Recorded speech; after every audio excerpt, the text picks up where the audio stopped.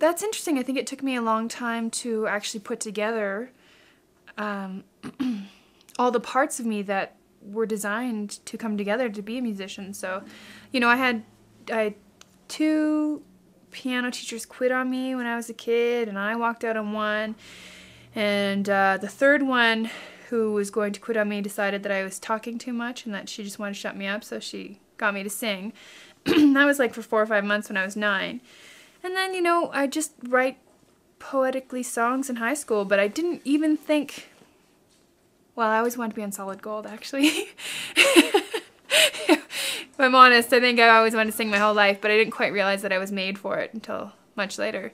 I was doing improv comedy at a theater in Canada, in Calgary, and I had a friend there, and she would play guitar and sing, and I said I was going to, we were playing around, and I was singing backup for her, and I felt kind of silly because she would play guitar and sing, and I was just standing there singing harmonies. And so she said, well, why don't you sing the lead then?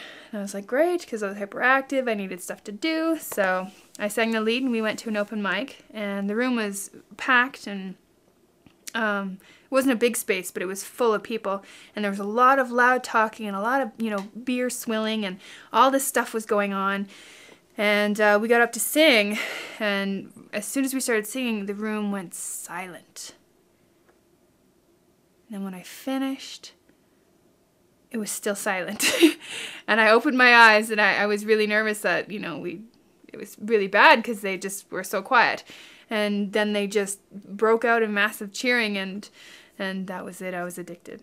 Yeah, I thought this is definitely for me. And it's just kind of gone from there, I guess.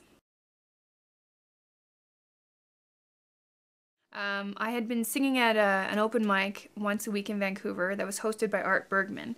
And Art Bergman is like punk rock hero, you know, really big deal in the 80s, and you know, a really huge punk rock star, and he'd come out of Canada. And so here he's much older, and he's hosting this open mic. So because he was there, all the Vancouver West Coast names in the Canadian business would show up too for the open mics. And I was always very thrilled to get up on stage after one of them because I wanted to hold my own. So I would jump up there, I'd plug my guitar in, you know, I just play my heart out and sing my face off, and got to know a lot of really talented people through that way because I was always up for this challenge. And there was one guy, Stefan Sigerson, who would get up there and play whatever instrument with whatever band, and he was a little distracted, and he just oozed talent, and I just thought he was amazing. And so about a year or 2 after that, I bumped into him in the street, and I said, you know, I'd like to maybe do some recording with you. And he's like, that's a great idea.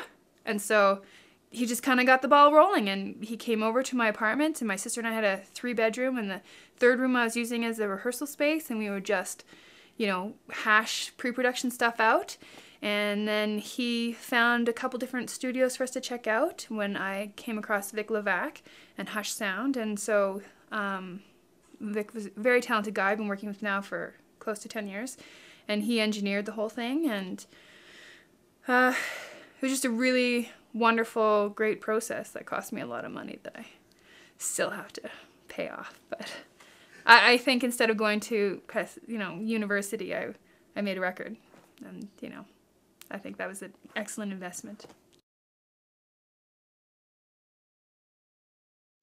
So how did I get involved with Balligomingo? Definitely I was recording my solo record at Hush Sound. Vic was engineering it, but Vic was also co-producing with Garrett Schwartz on Balligomingo in the other recording room at the studio, and Garrett heard me singing my stuff and said, you know, we should see if she wants to work with us. And at the time, it was still kind of a low-key project. They'd already released a demo and had done a lot of grassroots marketing on the internet. So it was a great opportunity. And Vic and I basically just hashed some stuff out and wrote a song that ended up being the first single on the CD, which was really great. And I've been working with those guys ever since, really.